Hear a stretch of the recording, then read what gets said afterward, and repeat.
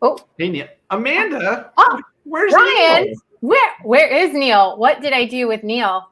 Uh-oh. No, but seriously, where's Neil? I don't know. I do believe Neil is at a family engagement. So I am the new Neil. Wow.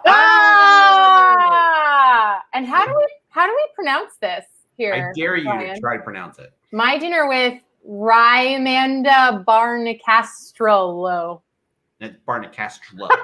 No, hello. Bardhanlow. Castro.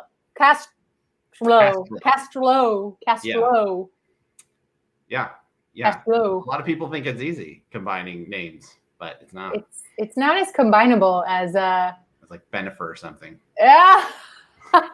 Or like Felicity Huffman and William H. Macy, because that's William H. Muffman.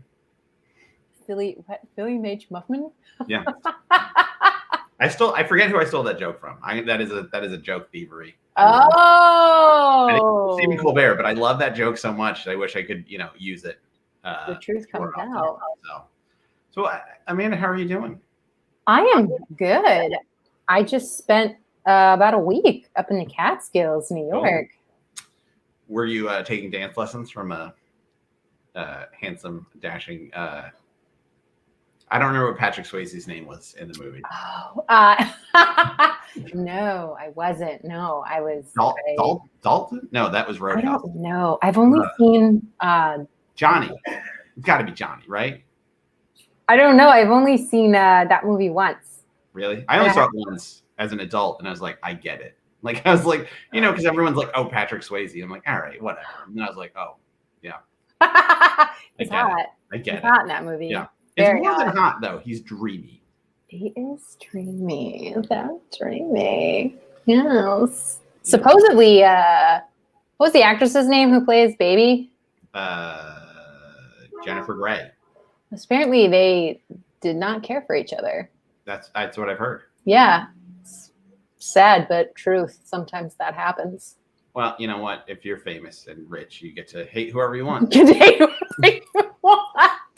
Or yes. That's that's what I one day when this thing takes off and I'm rich and famous. When you're rich and famous, really random. I'm like, just gonna hate on people. Everyone's That's like, what really? you want. I don't like them. So we have to of course thank Frigid New York. Thank you, Frigid, for having us. Blammo. Yeah, we don't have to save our stages anymore because the stages are open. So if they are. I feel like we still need to. I don't know that hashtag is being used for the legislation it was being used, but y'all should go support your favorite. Like they don't need to be saved, but like at this point they can still use help. It's like they're off life support, but there's rehab, there's getting back on your feet, that kind of a thing. So I understand that we have a guest tonight, and it's not just you. There's another special guest. I know. I'm not really a guest. I'm a substitute. Yeah. Let's make that. We do have a guest. We have a Brooklyn-based comedian that can be found performing anywhere and everywhere, from sold-out shows at the Edinburgh Fringe Festival to 8-person meeting rooms in Italy. And I happen to know that this comedian has a show called Healing Plus, running Tuesdays in August. Everyone put your virtual hands together and please welcome comedian Mike Lemme. Hey, yes, hello. Thank you for having me. What's going on? There we go. We're nice. Proper Mike sandwich. Now we're talking. With an Amanda and Ryan bread. Yeah, you're the sandwich right here. of attention. This is perfect. What's going on? How are you guys? I'm good. How are you? I am excellent. I got my pasta ready to go. I made pasta. Oh yeah. Would you mind showing what you've made? It's awful. Yeah, look at this. I'm gonna try and. It's pasta, vegetables, and you gotta have chips. Gotta have some chips. Wow. Look at that. I love it. Pasta, vegetables, and corn chips. And corn chips. That's the thing is, I'm so bad at cooking that every meal needs to have chips. You gotta have chips. If you're a terrible cook, just get some chips. That's all you need, really. That's a nice philosophy. Just dress it up with some chips. Just all you need is chips and sauce, maybe. Yeah, a little sauce. Is it like depending on the dish? Like, if you were having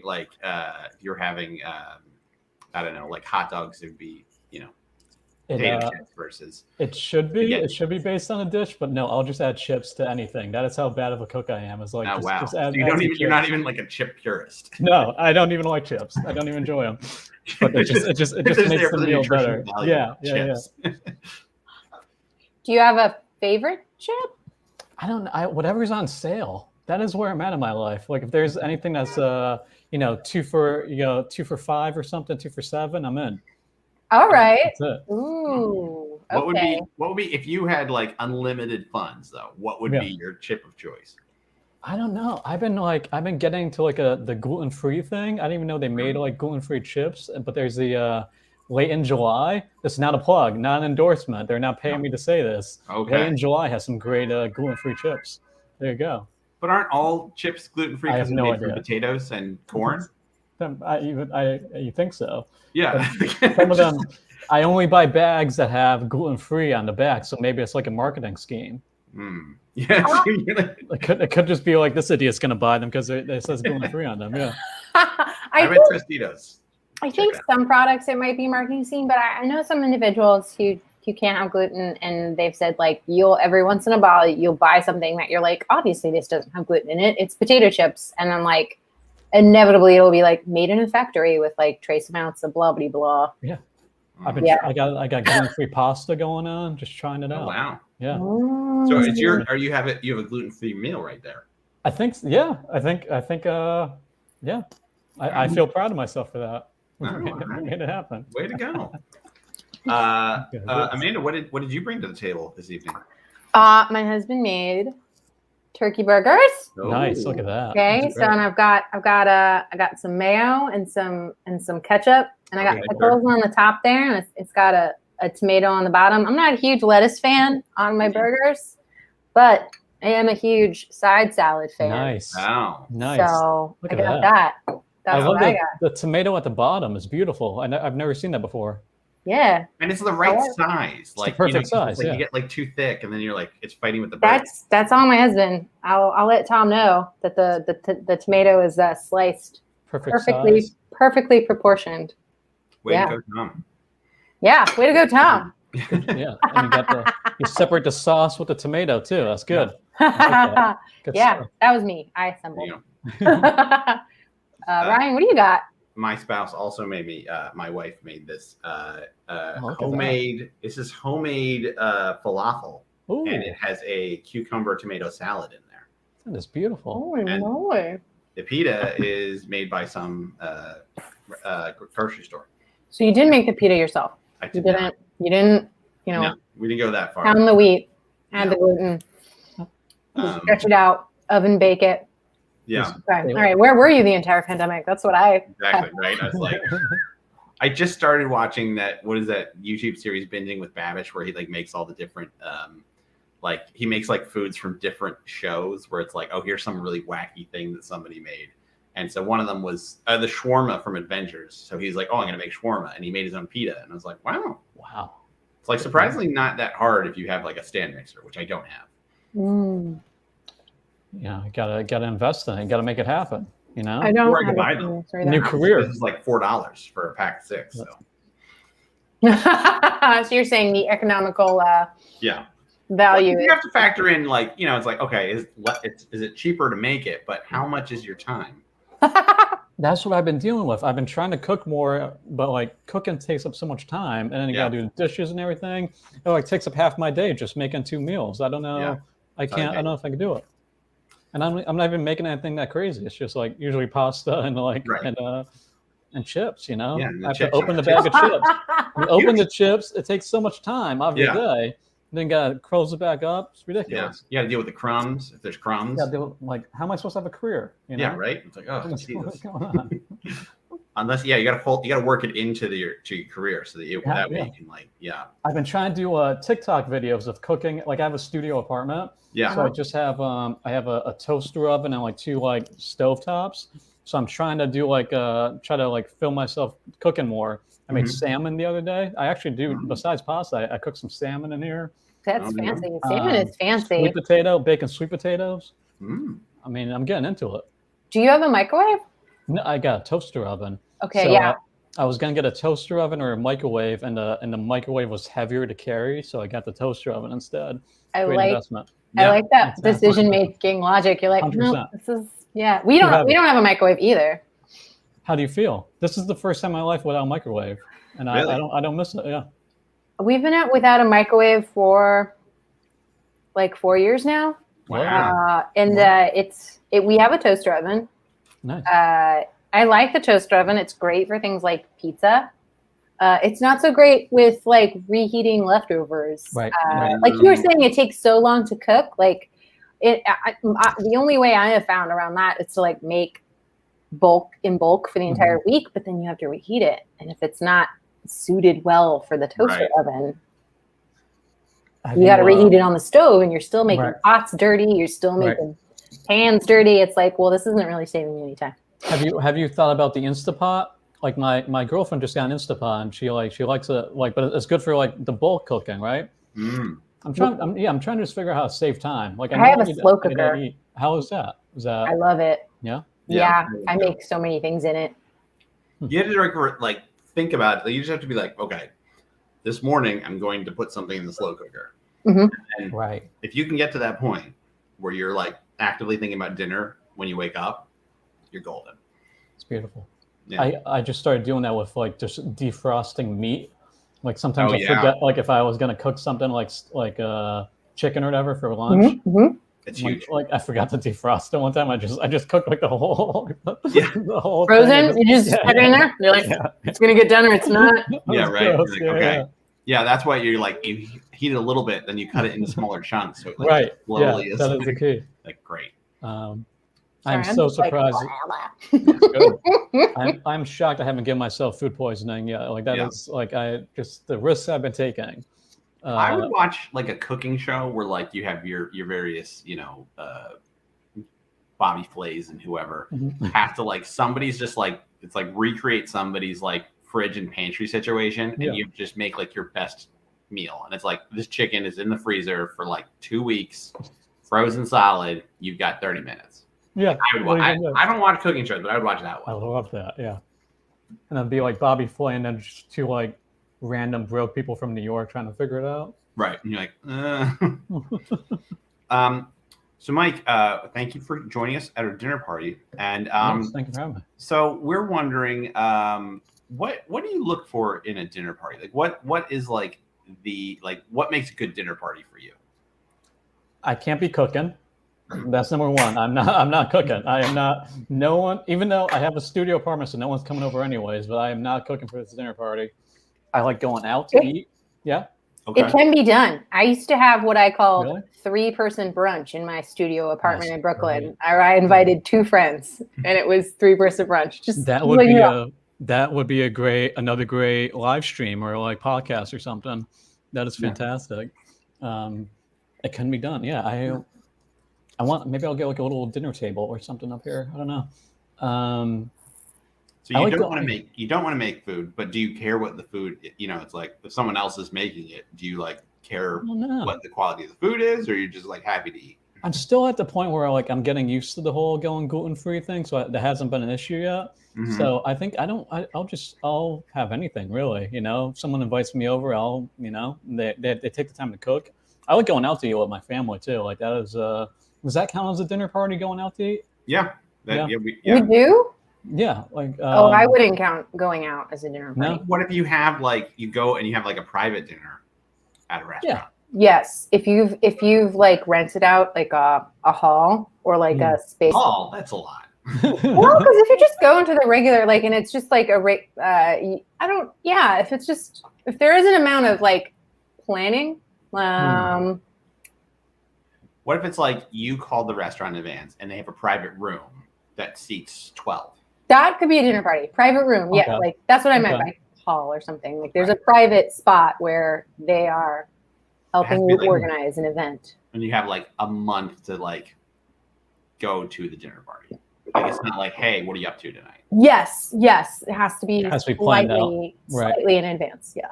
Maybe, I don't know. Is that? I guess I haven't. I don't even know if I've gone to that many dinner parties like this. I mean, this is the first dinner party I've been to in a long time. This right here. This is beautiful. But I think other than that, it's been just like holidays with my family. Is that?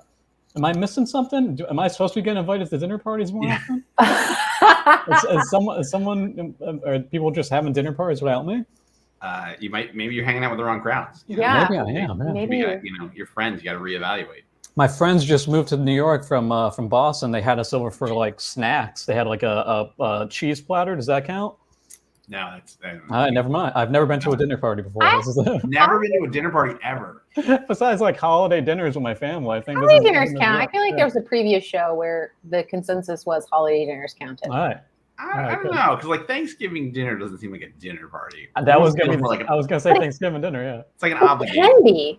It can be if you invite so my feeling is it's a dinner party if you invite people outside of your immediate family, like whoever you live with. Oh, okay. If you're inviting someone who you don't live with and you're planning out a meal and you are somewhat hosting, like, oh, would you like a drink, blah blah blah blah blah, then it's a dinner party. I don't think maybe I've gone to like one or two in my life. If you got to wear pants, it's a dinner party. That makes all right. Okay. The rules are relaxed. Yeah, dinner party 5 years ago, you're getting dressed up. Now, you're getting dressed. I might not be wearing pants for this dinner party. You'll never know. Yeah, that's great. Maybe that's. I mean, the ideal part. Yeah, this show very magical. No one knows who's wearing pants. If anyone out there is throwing a dinner party coming up, I'll come. You know, there you go. I mean, fully vaccinated, baby. Let's make it happen. There we go. I'll bring fully a mask. Dinner party. Let's make it happen. Yeah. So do you like dinner parties? I mean, you just said you're not sure you've been to that many, but the ones I feel like you like them. I don't know if I'll be able to make conversation. You know, like I feel like this is like I'm in performance mode right now. But like, maybe I'd have to bring the laptop with me to every dinner party I go to, and like we have to do this on StreamYard, or that we have to. I don't know. I would rather have someone I'd rather listen to someone talk than contribute to the conversation. I feel like, and I feel like with dinner parties, you have to be you have to talk a lot, right? Or no? Can you? Well, I mean, I feel like everybody has a role at a dinner party. Yeah, because some people, there's like the dinner party where you bring the person who just won't stop talking. And you put the person that won't talk next to them. Smart, yeah. I'd be down with that, yeah. Unless they're really annoying, and then it's like you're really falling on a grenade. And they never get invited again. They never come back. And then they're like, well, maybe you'll get more dessert because you. So, Mike, of your dinner party experiences, like, what would you say would be the best one? And if you got to narrow it down to when I was. I did an internship in LA when I was in college, and it was just me and a bunch of other broke college kids. And one of our friends knew someone who already lived in LA. They had a house, which was like unheard of. Like, who has a house? Like, they were like 35 or something. I'm like, who are these people? They had a house, and this woman invited us over for dinner at her house, and she cooked us a meal, and she like had us bottles. We had bottles of wine and stuff like that. And I'm like, it was the nicest person I've ever met in my life, because she just like. She was like a family friend of my buddy Aaron, who I was in LA with. She invited both of us over to her house for dinner, and she just cooked us a spread. Didn't know me. She fed me. We got drunk. Never seen her again in my life. I have no idea what happened to her. Awesome. But she has a nice house. Yeah. That's magical. How charming were you at that party? I don't think I was charming. I think she just knew she had to feed me. I think I just looked unhealthy, and she's like, "This guy needs to eat." You're just like a stray dog. I think that's exactly it. Yeah, I think she just like she knew her like my buddy Aaron. It was like a family friend, and he invited me over, and I think she just knew this is gonna be like some broke college kid, and like he needs to eat something. Mm-hmm. And I don't remember what we talked about. I don't remember any of it, but it was like a nice meal, and I remember being impressed by someone living in a house. You know? Still am to this day. If I am invited over to someone's place and there's a house, I'm like, look at you. You know, make it happen. I feel like that's also exactly because you and I are both New Yorkers. You live here. I live in the Bronx. Ryan's out in Philadelphia. But I feel like also Philadelphia, any major city, like people who own a certain amount of real estate or live in a certain amount of real estate, you're immediately impressed. You're like, wow, this is more than 500 square feet. Yeah. You have two sinks. I have one sink right now, so I cook with my bathroom sink, and I'm like, wow. So if you have two sinks, I am impressed by everything you do. That is like a hyper efficiency. Yeah. Oh yes. It's one room and a bathroom. That's it. So the bathroom is separate. The bathroom's separate. Yeah. Okay. So that's good. You don't have one of those mythical New York apartments with the bathtub in the kitchen or in the middle. Okay. But I feel like I should. I would be one of those people that has one of those apartments. Yeah, you're doing your dishes in the bathtub. I mean, it's close. It's right next to the toilet anyway, Yeah, so it's like, close enough. Yeah. Very efficient. Just drying rack. Yeah, you're taking a shower, doing your dishes. So what I'm saying is, any dinner party that is in a house, I'm down. That would be my ideal. You don't even care how it's decorated. You're like, if there's 2 bathrooms, great. Yeah. There's doors inside the house. Yeah. You're in business. I think I'm more into like lighting and like the setup than the food. Like if it's a good vibe, I'm down. I like the vibe. Okay, so it's like a very ambiance kind of. Yeah, ambiance. Yeah. But any food, whatever. Yeah. Cool. I'm always fascinated by people who prioritize which things, like you said, ambiance and over food. Some people have prioritized like conversation or games. They like dinner parties with games. Games would be nice. Yeah. Yeah. But yeah, I'll like even just like restaurants. If I'm walking by a restaurant and the lighting's nice, I'm like, oh, I want to eat there. I have no idea what's on the menu. I'm just like, oh, it's a cool place. Yeah. Right, especially with all these like outdoor structures that are up. Like if they've got like in the East Village, there are some places with really nice like fairy lights, and they've put up little fake plants. And I'm like, I want to go there. Gotta go there. Yeah, I have no idea what's on the menu, but I'm in. I hate it. Don't care. So, see, I'm like because my wife's like that, where she's like, oh, this, I really like the look of this place. I'm like, but the food's not that good. I mean, I do like good food. I'll try it. If the food's not great, I might not go back, but try anything. Like the bar's lower at a place with like nice lighting. So do you like it do you like it where it's a little darker, kind of a little more mellow kind of a lighting? I'm all about mood lighting. A little dim, not too bright, not too dark.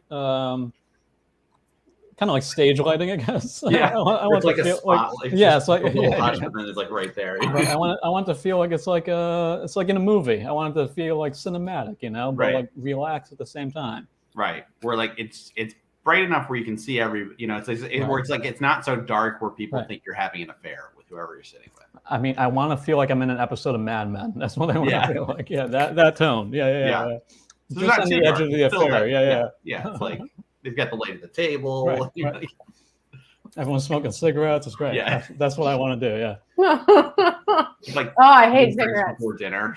I've never smoked a cigarette before, but I feel like I should, but I won't. You can get like one of those tiny cigars that look like cigarettes. You don't have to inhale it. Just a candy cigarette, whatever. Yeah. You're just spitting out like candy cigarette. That's my dinner party. Just smoking fake cigarettes. Candy cigarettes. No food. Just great lighting. Candy cigarettes. And martinis. Yeah. That's it. I need to have a suit on, like a pinstripe suit. I'm in. Yeah, I think you should go for it. I think you got to make that happen. Put it on your dream board. I will. Yeah, absolutely. Yeah. If you have room for it in your studio. A dinner party dream board. Yeah. We have to make one of those now. It's called Pinterest, right? That's what it's called. Right. Pinterest is just dream boards. Do they work? I don't know. Like, I feel it's like you had to have it like physical dream board for it to actually like be a dream board, or can you do it digitally? I just do it. I keep it mentally too, man. Like I got the dream board up here. It's all up there. That. I like that. That's easy to edit too. Yeah. Oh yeah, it is. Yeah, it is absolutely. You don't have to get out the craft paper and the glue gun and the scissors. It's like, just edited it now. Candy cigarette dinner. That's it. I'm picturing it. I'm watching it right now in my mind. Yeah. Yeah. You're like you and Don Draper, Roger Sterling. Having a dinner. I want a Madman cosplay dinner party. Yeah. You could do it. Yeah. Have you been to any themed dinner parties? Because that sounds cool to me. I would love to go to like a theme, like you got to dress up a certain way or whatever. We had like a kind of theme party for my friend Dan was leaving for Spain. So we made a lot of Spanish foods and we put on some Spanish music, but it wasn't really like themed. Like no one had to dress. I don't know how Spanish people dress, but no one had to try to do that or speak Spanish, which I cannot do. I did not take Spanish in high school. I took French. I took French too, and I what a waste, I used to, I should have took Spanish. Right, I would have been smart in this. Yeah, I was like in Paris once, and I remembered like all of 20 expressions. And I was like, because I couldn't remember the word for this.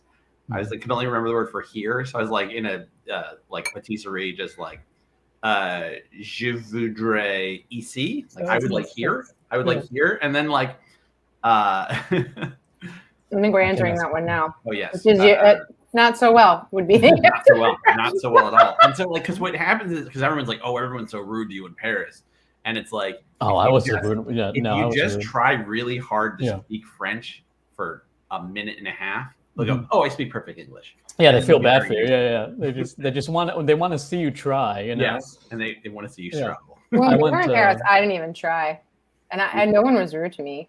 Wow. They were very nice. And when I was in Paris, I did the whole baguette thing. I would walk around and get baguettes. This was back in my gluten days. I would walk around just casually eating baguettes and go into my shows and stuff. Like I must look like the worst tourist. I'm just like, I want to get the full baguette. I just get the half the baguette and I'll be walking around just eating it. And I didn't try to speak French at all. I just looked like the most ignorant American, but it was an amazing experience. I love Paris. I had a great time. Yeah. Great comedy shows over there. Really? Oh, yeah, really? They have a great like English comedy scene over there. Yeah, wow. Great comedy clubs too. Yeah, I did a fun storytelling show there, and it was great. I had a great time. Yes, I think that's yes. That's solid. Yeah. You have to be in the ballpark. Like you can't be like. They stop you the minute. Like I get what you're, it's like yes. I'm looking at the menu, like je voudrais un jambon, un pamplemousse. It's all in the eyebrows. Yeah, it's all. Yeah. So, Mike, have you performed internationally a lot? I mean, you mentioned performing in Paris, and your bio said Italy, and I know you've been to Edinburgh. So yeah, we both did Edinburgh. I like before the pandemic, I was going to London like a couple times a year, and then Paris. I've gone to Glasgow as well. Oh. Just trying to make this career thing happen. Trying to get some people on my mailing list. That's what it all comes down to. Yeah. But I haven't organized my mailing list, so I'm sending out emails about my shows in New York to like people that saw me in a conference room in Rome. It's like that doesn't work, but I got to organize it. If there happened to be New York, it's perfect. Yeah. Oh yeah. I'm like, hey, if you're ever in New York, you know who to hit up. I'm trying to go to Australia, but the border is still shut down, so I'm trying to figure that out. But yeah, just more and more like I'm trying to travel internationally as much as possible, and doing more. These festivals help so much. Like the Fringe festivals are great because you go there and you already have like a network of people to connect with, and also just like Facebook groups. There's if you're trying to do stand up in Paris, there's an English comedy scene Facebook group, and like everyone's super supportive in there, so it's good. Oh. Yeah. Well, this is actually a perfect segue for our segment of the evening, which is what do you got going on? What are your projects? So I am doing a show right now called Healing Plus. It has nothing to do with the pandemic. It's kind of about me moving out of my apartment. And I'm doing the shows at the Crane Theater this coming Tuesday, and then the last 2 Tuesdays in August at 7:00. It is a great show if you've ever had to deal with roommates. And basically the show is about the kind of emotions and feelings that you get whenever you move out of an apartment. And I think you're going to really enjoy it. We did the show this past Tuesday, and it was fun. We had like a handful of people in the audience, and everyone had a good time, which is a good sign. Yeah. If everyone has a good time, you're like, there's something here. Yeah. Yeah, it's like I've done shows where they don't have a good time, and I'm like, I got to change this. But this show, people are enjoying it. Yeah. Oh yeah. Yeah. Well, I got started doing improv, so it's like I'd rather do a show for 5 people than who are having a good time than like 12 people who are having a terrible time. Yeah. But that's the limit, 12. I got a cap. Yeah. Mm-hmm. So I'm hoping to like tour the Healing Plus show. Like I'm doing the shows at the Crane, and then I'm going to the Philly Fringe, and then I'm doing a show in State College, Pennsylvania, and then Elgin Fringe Festival. Hey, Elgin Fringe Festival is coming up outside of Chicago, and just going to keep plugging away, So it's a great show if you ever had to deal with roommates. Have you guys had roommates before? I'm assuming, yeah. Mm-hmm. Not in a long time. Did you ever live on your own before moving in with your significant others? No. Did you? This is I did. Yeah. I made a point to. Yeah, we were already dating and kind of serious at the time, but I was like, I need to live by myself for a little while. I need to find myself. And I also was like, after I'd moved to New York, I lived with my grandparents for 3 years when I first moved here. So that was part of it. It was like, oh, I've been living with family for a while. I think I gotta live by myself for a little while. Right. Yeah. Give me a minute. There's a whole, so I don't want to spoil too much, but I mean, I need people to come see the show. So here you go. There's a whole subplot of the show where you can hear my roommates talking. And that's like been the most interesting thing of moving into a studio, is not hearing other people through the walls and not knowing what's going on in their lives. Right. So like a major point of the Healing Plus show is like I'm listening to, the audience is listening to my roommates have a conversation while watching my show and while I'm talking to the audience. So it's a show within a show within a show. It's kind of like Inception for, I'm trying to go for like a Christopher Nolan vibe. Yeah. And if you get his attention, then like, hey, why don't you turn this into a movie? But it's part of a universe. So I went kind of out of my mind during the pandemic, like most people. And Aries is gonna be there. Nice, perfect. See you there at the Crane. So I created a universe for my characters. So this play is related to a pilot I wrote, which is related to a movie I wrote, which is related to a podcast I wrote, which is related to another play I wrote. So like, it's like if you give Mike a cookie, he'll write a podcast. Yes, and it'll be part of this universe. I'll put it in, and each one of these is separate stories, but they all have similar characters in each one of the pieces. So I'm ready to go. What's the was it like Saint Elsewhere, where the kid's looking at the snow globe and then they're all inside of it, and then it turns out definitely be like that, yeah. So it's like all the shows like crisscrossed, like they had cameos on Homicide Live on the Street, and then they had a cameo on the Wire or whatever. So everything's all in this snow globe right now. But you don't find that out until the end, right? I've never seen the last episode. Yeah. So like, but your show, Mike, is it like a reveal, or like people know they're doing a show? It's all standalone. It's standalone. So if you've seen some of my other shows, you're gonna see the connections, and then if you see this show, and then you come to the if the pilot gets made or the movie gets made, you're gonna see. And when I say if, I mean when. Hey, this show's all about confidence. Dream board. Confidence. Dream board. It's in your dream board. It's all connected. Call that a callback. Yeah. Call that a callback. Yeah. It's all connected. So like, if you come see each of these shows, or if you listen to, I have a podcast called Prospects. That's about a temp agency in New York City. So if you listen or watch any of the things I put out, they're all connected, but they all stand alone, like individually. So it's like watching like the Marvel movies, where like you can enjoy any of the Marvel movies on its own, but it's more rewarding if you see all of them. Yep. I was inspired by Marvel, and then there's a show called Power from 50 Cent. I don't know if you've seen Power. It's a fantastic show, but they do Power Book 1, Power Book 2, Power Book 3, and it's all connected, but they all stand alone at the same time.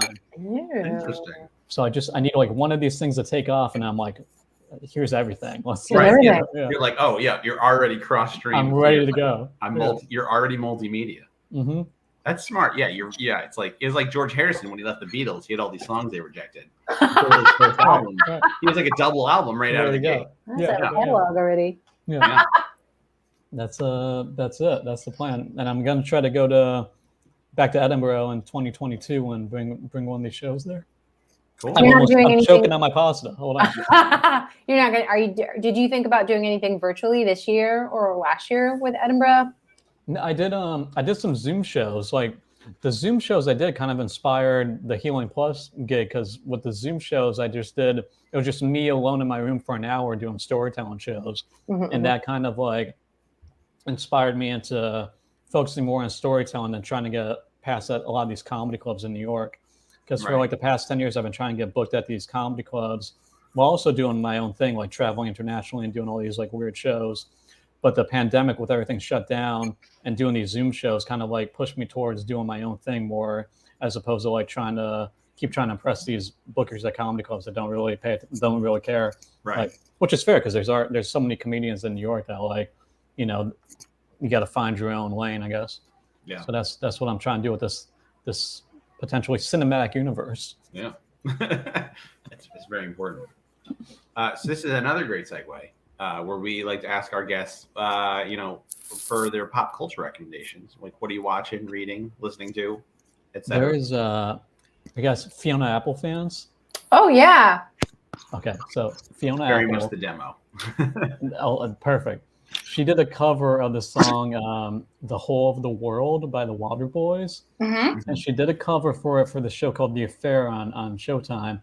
But there's a video of her on YouTube like recording the song, and it is the most inspiring thing I've ever watched in my life. Like she puts all of her emotions, all of her like her whole body tenses up like while she's delivering the song into the microphone, and I watched that like 4 to 5 times a day. Like that is my writing song. It's like on her YouTube channel. It's on her YouTube channel. It's on. I think it's her friend's YouTube. Like her friend recorded her doing. But if you look up Fiona Apple whole of the world live, it'll pop up. But it's like the most intense, passionate performance I've ever seen. And it's just her in a recording studio, and that's like what I listen to when I'm writing every day.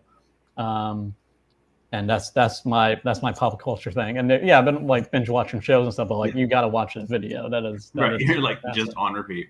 Yeah, see, it's interesting because when I write, I can't listen to music that is lyrics because it like messes up my whole like. Because then I'm like, I can't like my two like the parts of my brain are like occupied with the words. I'm like crap. So what do you listen to? Or other stuff that doesn't have any words. Yeah. That's like everyone has their own process, you know, like everyone, like I can only listen to the same things over and over. And I can't like for every show I do, I kind of have like a separate playlist. Like this one has just been all the Fiona Apple thing, but it's like, I can't listen to a song that's not on that playlist or it'll take me out of my like rhythm. How often do you add a song to the playlist or do you never add any? I am on a loop with this. I do Fiona Apple, The Whole of the Moon. I do Richard Ashcroft, The Drugs Don't Work. He did the live version of that for Virgin Radio in the UK, and that is amazing. Like I think every show has a different playlist.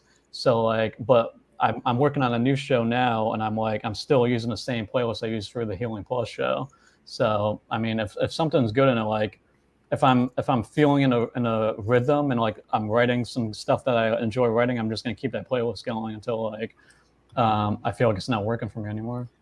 Well, so does the playlist build the show, or does the show build the playlist? Like, would you be in the middle of writing the show and you're like, no, this song is not. I need this song in this space to like.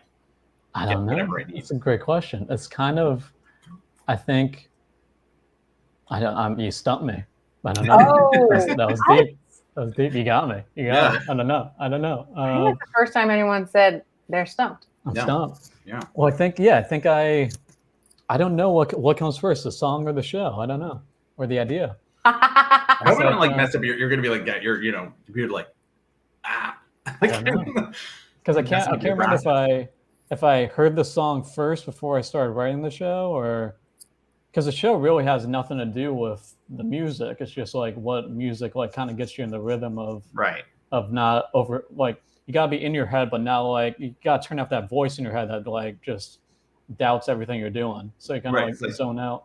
Being like the right part of your head. Yeah. This is the good part. Where the good part. The stuff comes out of. the dream board section. Yeah. The dream board section. Mike, do you write every day? Yeah, I've been for the past like 2 years. I write. I have like an hour. Oh, thank you. Yeah. Yeah, because it doesn't have to be good though. It can be anything. I'm a lazy writer myself, so I'm very impressed. You just gotta make it part of your routine, though. That's like you gotta. If you separate 2 hours a day and you maybe only write for 45 minutes or an hour, or maybe like 20 minutes. But if you sit at your computer for like 2 hours a day, like something's gonna happen. And then I heard Seinfeld say this is like, don't critique what you wrote that day. Wait until the next day to critique it. So don't. I've been trying to do this thing where I like when I do stand up, sometimes if it's not going well, I'll start making fun of myself and like the material I'm working on. I'm trying to get better at that because like you spend so much time creating this material and trying to work on it that like, why are you making fun of it? Right. So like that works like when I'm writing too. I try not to critique anything I write that day. I wait till the next day to do the edits. And then you're like, this is garbage. Yeah. Oh no. Yeah. Oh, all the time. Yeah.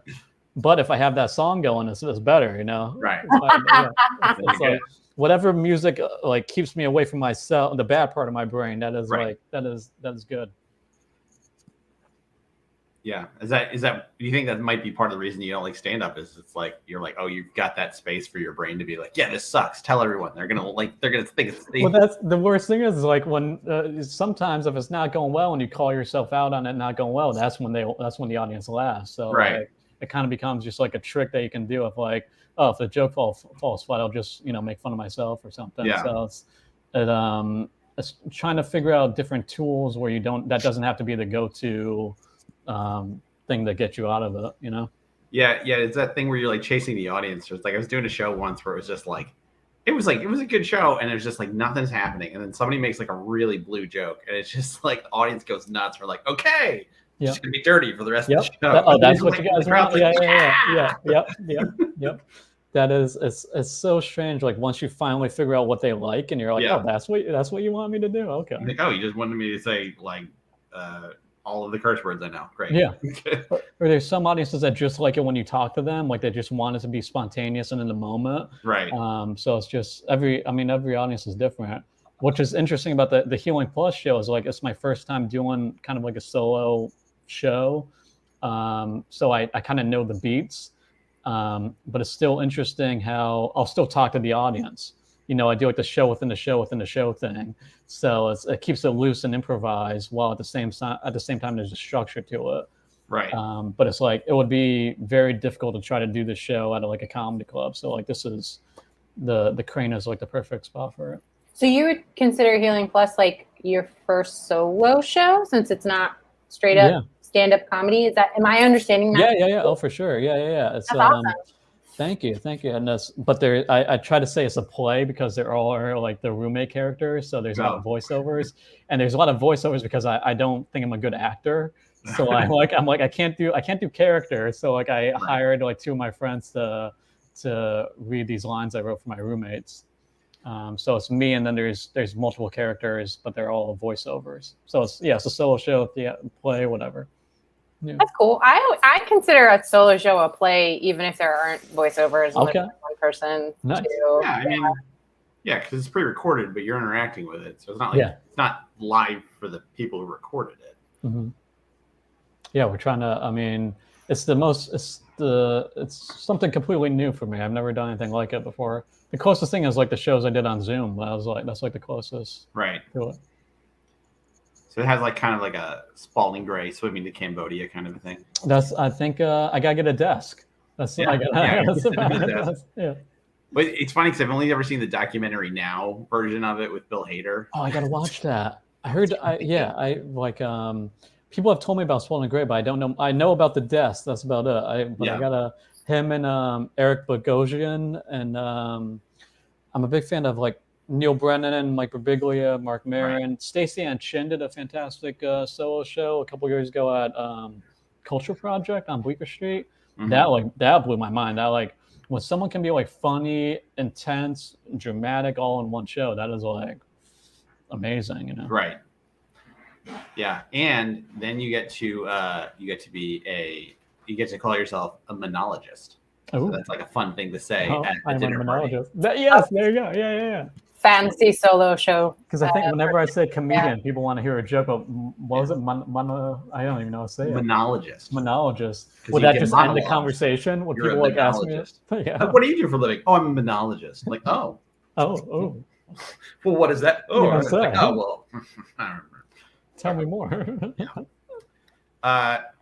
So Mike, we do. It wouldn't be a dinner party if you didn't have a recent personal anecdote that you could share with us. Yes. What do you think? Besides dinner, what do you think about an anecdote? What do you like? A story to happen? What's going on? What's like? Let's say a story is 5 minutes, an anecdote is like 1 to 2 minutes. I like that. Yeah. A couple days ago, I was took the train back home, and I was walking up the stairs of the train station, and there's a woman there with a bunch, like one of those carriages, and then a bunch of bags. Yeah. I helped her carry the stuff upstairs. She gave me $5. What? Oh. I tried to give it back to her. I tried to put it into one of the bags, and she's like, "No, take it. Use it on coffee." I'm like, "Oh, how nice." Wow, look at you. That's my antidote. Yeah, I'm a nice guy. I didn't. That's a good anecdote because one, it shows you like it's an unusual thing that you got paid to do this. Very unusual. Two, yeah. You're like adamant that you didn't want to. Didn't want the money. Yeah, you didn't want the money. It would have been great if I was like, I'll help you if you pay me $5. That would have been. But no, she. I felt bad because there's no one else around. I was one of the last people to leave the station, and she was just there. I think she was calling a friend to have them come help her. So, hey, even during the pandemic, if people were struggling to get stuff up the stairs, help them. Yeah, help them out. You might get $5. But there you go. Yeah, there was some. I don't know, there's like a YouTube channel or something where people would, it was like a similar situation where this old woman needed help getting her back, and this guy does it, and then all these people out of nowhere start singing. Like, oh, you're so great, and they're like opera singers or whatever, so it's like a big chorus. Yeah. And they have there was like a guy who fell asleep on a train and had a sign on it that says, "Please wake me up when I get to the X station." And so the guy's like, "Hey, buddy, wake up!" And then everyone starts singing like, That's "Oh, you're great! I love that." That's hilarious. Wake me up when I get to this station. Yeah, that is funny. I've fallen asleep so many times on the train. I wish I did that. Yeah. I think they should make an app like it's an alarm based on your location. So then when you get to your station, it would like, oh, wake up. Like, yeah. I've never fallen asleep on the train. I don't think I could. Even like when I've been super drunk or something, I'm like, I just gotta stay awake. Who knows what can happen to me if I fall asleep? Yeah. Well, I used to take the train to work, and so it was like, I would get off at like one of the bigger stations, so it was like everyone would start getting up, so you'd hear them. But yeah, I would read for a little bit and then just like fall asleep, where you're not totally asleep, you're just kind of like in and out, and then that's a good way when you're like you just need 20 minutes before work starts. You're just closing your eyes. Closing your eyes. But I've like woken myself up snoring like. You're in the quiet car, so no one's talking. You don't want to be snoring in the quiet car. I'm fine. Who was that? Who was that? Who snored? Yeah. Oh, so weird. I think falling asleep during the day is fine. Nighttime is like a whole different. It's super risky. You're getting in trouble there. Yeah. One of the benefits I've been trying to. I mean, with the pandemic, I pretty much stopped drinking, and that prevented me from falling asleep on trains. Oh, good for you.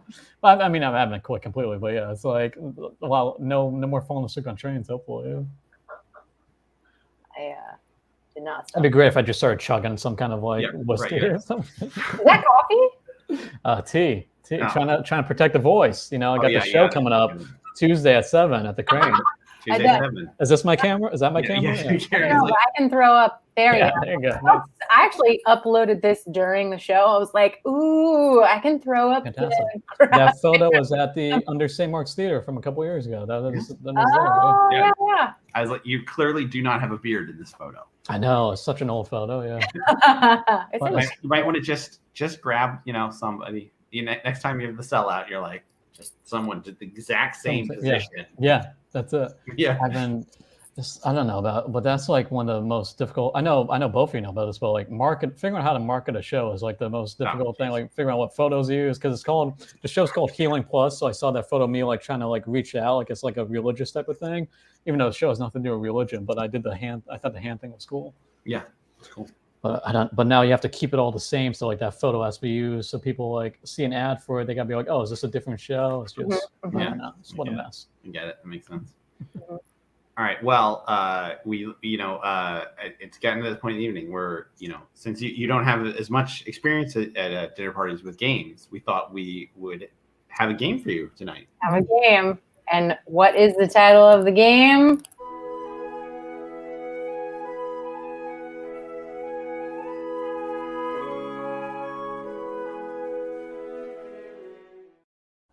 Fantastic. Because the tagline of your show is it's not about the pandemic. It's not about the pandemic.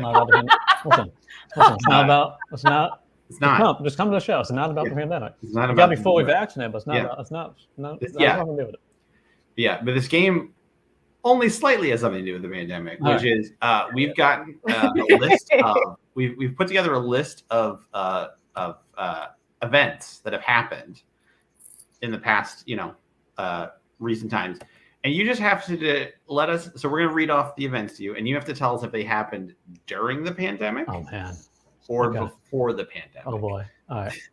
This is gonna be tough. Yeah. Are we ready for the first one? Are you ready? Water discovered on Mars. Before the pandemic. Oh, that is correct. Nice. I was gonna say, Ryan, you have the answers in front of you. Yeah, I've got the answers right here. Mine are on a different screen. Okay. A second one. Yes. That's 1 point for Mike. 1 point for Mike. Parasite won the Academy Award for Best Picture. Yeah. I'm going before the pandemic because they had an audience still.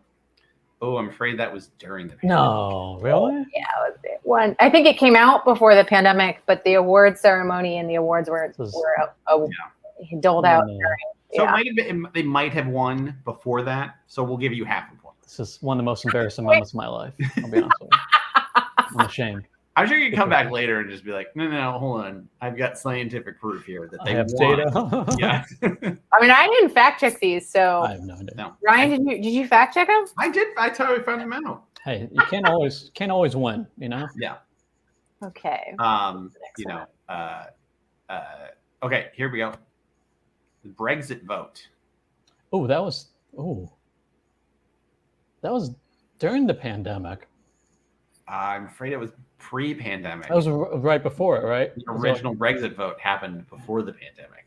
Man. Because because actually it happened. The original Brexit vote happened before. It happened around the same time that Trump won, and it was just like, because England's like, well, at least we didn't, if Trump elect Trump, and they're like, we voted to leave the European Union. They're like, yeah, that was the first time we thought the world was ending. Yeah, I started out. Yeah, just it's not about racism. Like it is though. Remember when Boris Johnson got COVID and it seemed like he didn't learn anything from that? No. Anyway, well, he learned slightly more than Trump did. That's true. Oh yeah, right. So, yeah. That was wild. Yeah. Right. Yeah. So that was I started out this game very confident, and I have lost that confidence. I've lost track of points at this point. We'll just I think you're going to come back. I think we've got some questions on here. I think you're going to be pretty solid. The next one. Here we go. Solar eclipse. I didn't even know. I'm going before the pandemic. Didn't we have like the red moon or something? We didn't have a solar eclipse. That's correct. Yeah. Pandemic. I was like 2 years.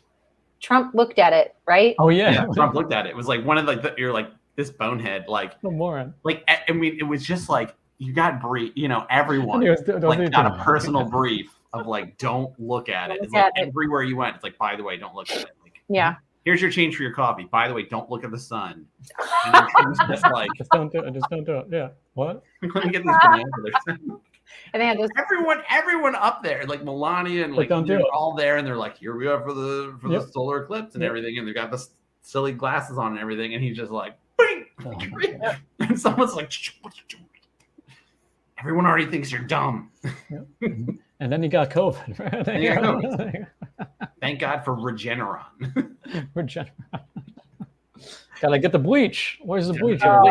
He bleached his face. It works. That's why his hair is so blonde. I mean, maybe that's why the eclipse didn't affect him. He's just that's just who he is.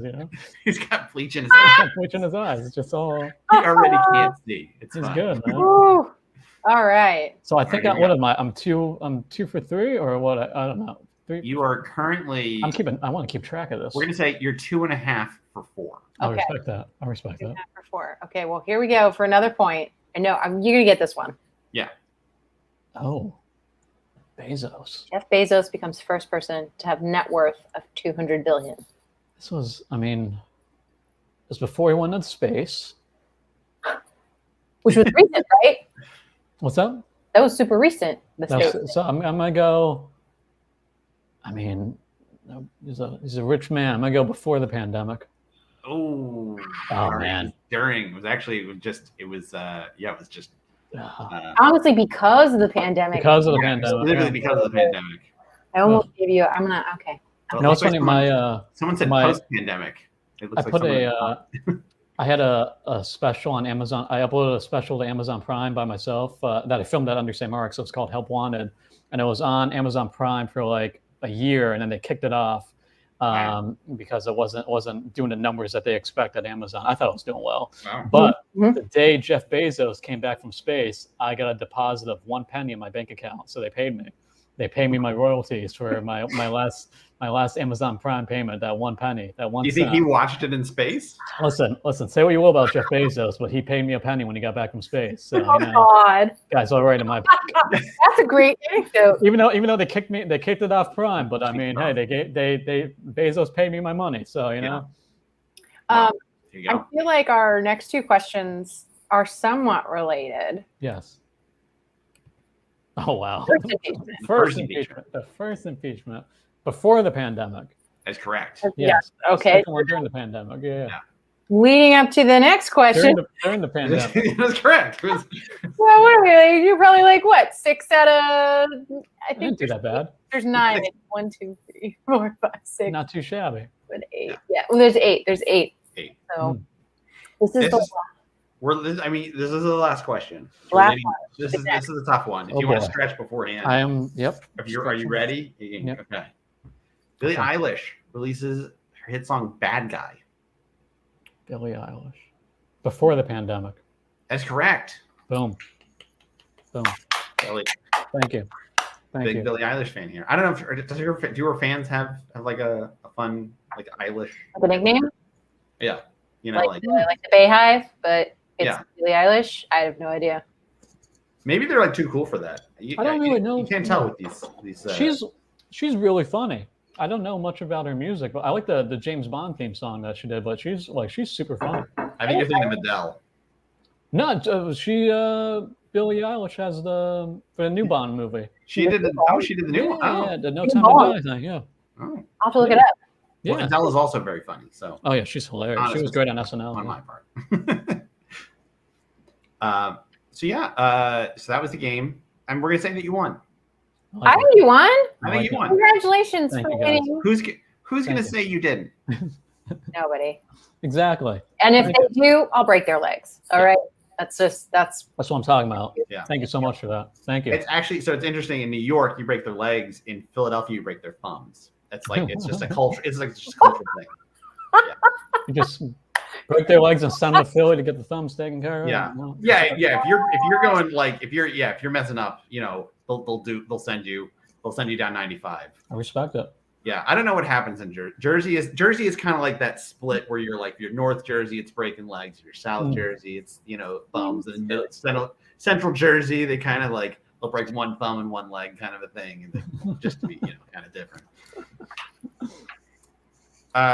So we'd like to end the night with a nightcap. I was going to ask, is it nightcap time? It is I got my tea. There you go. Yeah. I have. Oh, nice. I'm just a little bit because I got to be up early in the morning. I've been drinking water and tea, and I just have a little smidgen. A little bit. Yeah, just a smidge. Just a smidge. Yeah, a little smidge. Cheers. Cheers. Yeah. Here's to healing. Healing plus. Healing plus, baby. There you go. Plus. Ta-da! Hey, look at that. Really got Look at that young man. So full of hope. Never thought he'd have to heal. He just didn't think it was going to happen. Never thought, yeah. It is possible. So, have we inspired you? I mean, aside from your Mad Men cigarette cosplay, have you inspired you to maybe not host, but to demand one of your friends to host a dinner party that you need to go to? This has been so enjoyable, and I feel like you guys this is a great support system. I feel like just because I'm in the middle, I feel like I feel safe. Yeah. I've enjoyed it so much. I haven't even had one of my chips. I don't know if you noticed. I've had a few pieces of pasta, but no chips. So, it's good. The conversation's been flowing. Yeah. Didn't want to interrupt it with a crunch. Yeah. So I think I would love to have another dinner party. I might. I think having people over at the studio, that could happen. All right. I'm inspired. You should do it. Try it. I feel good about it. Yeah. Well, Mike, thank you so much for coming to our dinner. You were a wonderful guest. You were a wonderful dinner guest. So you should really do it more often. I love it. Hey, anytime. Right before you leave, if anybody ever wants to find out more what you're doing, that's your Instagram, right? Yes, at Mike Lemme on Instagram, at Mike Lemme 7 on TikTok. Where is it? Yeah. Mike Lemme 7 on TikTok. Yeah. Here's my finger.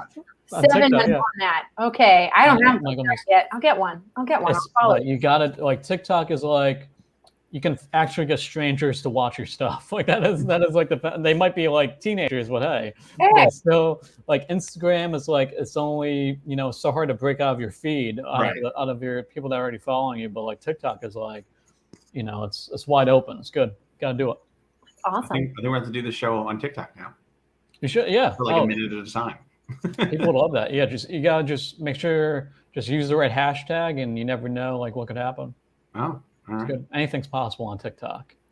That's a plug. Now That's my plug. You're definitely hey, if you don't come see Healing Plus, sign up for TikTok. There you go. Thank you to Jeff Bezos for paying me my penny. Now you're ready to conquer TikTok. Yeah, ready. Well, thank you, Mike. Thank you for joining us. We will see you back in the green room. Back in the room just a second while we wrap it up. All right. See you there. Bye. All right, a minute. What did you think? Your first hosting, how did you feel? I felt pretty good. Yeah, I feel pretty good. I mean, I miss Neil. I'm not gonna lie. No. Part of me was like, oh, I should make a lot of jokes about how like, oh, I'm better than that other guy, blah blah blah blah blah. But I really like Neil, so I'm just gonna say I had a good time. Was a great, pleasant experience being the sub co-host, kind of like people filling in for Jeopardy. Yeah. Yeah. Neil did ask me to give you a review when you were done, and what I have written down is effortlessly charming and effusive. That's what I have written down. That's my brand. Effortlessly charming. And effusive. You were effusive.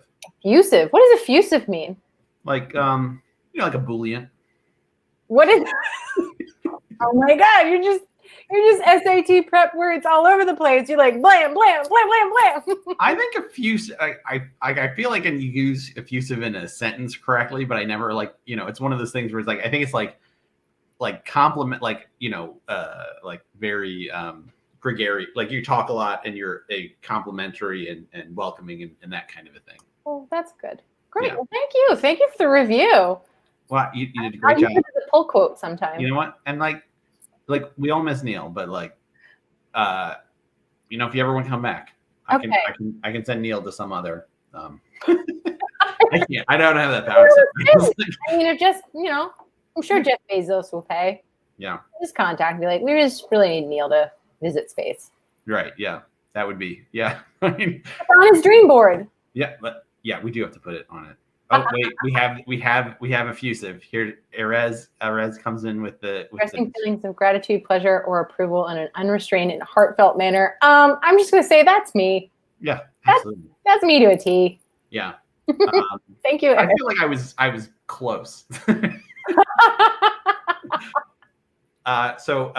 thank you, Frigid New York. Thank you.